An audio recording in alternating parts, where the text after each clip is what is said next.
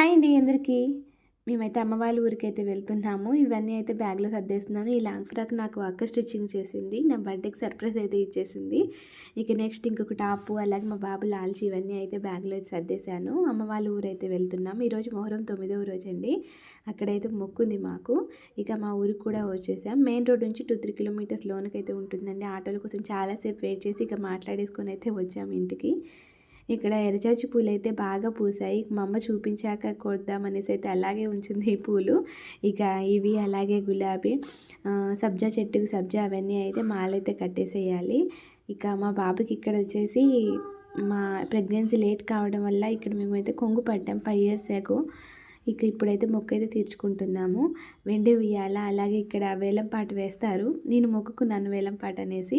So అది కూడా అయిపోతుంది ఈరోజు. మా బాబు, అక్క వాళ్ళ బాబు అయితే చీరలు పట్టుకొని అయితే వెళ్తున్నారు.